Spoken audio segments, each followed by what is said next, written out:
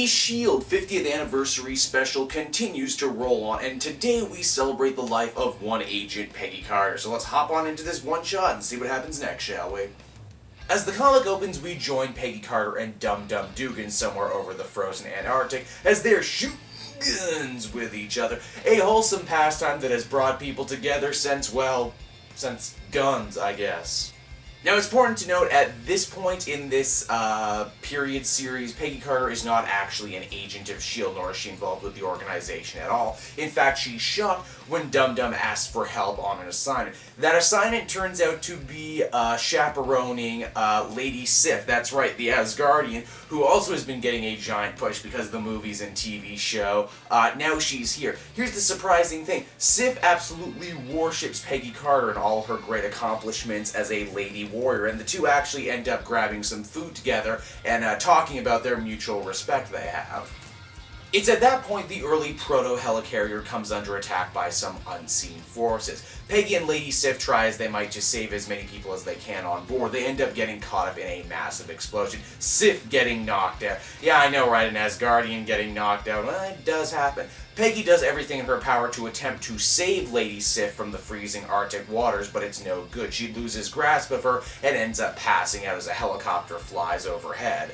It's then Peggy Carter wakes up in a field hospital looked over by Nick Fury. This is, of course, Nick Fury Sr., the Tom Selleck-looking one, not Nick Fury Jr., the Samuel L. Jackson-looking guy.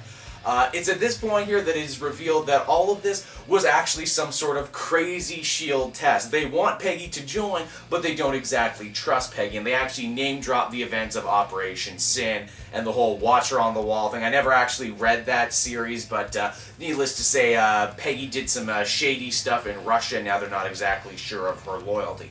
That's what the test was all about, and Lady Sif was in on it. Now, that being said, Peggy's more mad at S.H.I.E.L.D. and Fury than she is at Sif.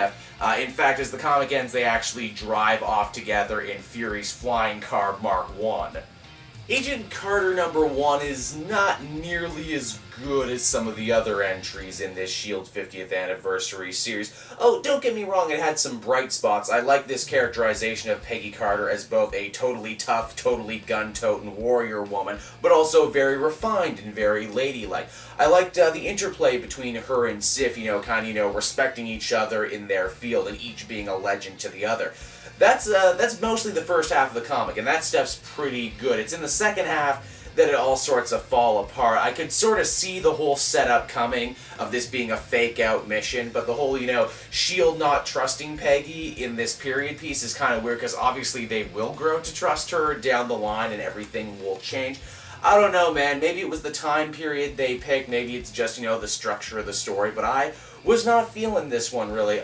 It looks nice. There's some good design work going on. Overall, though, I feel I kind of got to give this one a 5. It was a little meh. It was a little forgettable, honestly.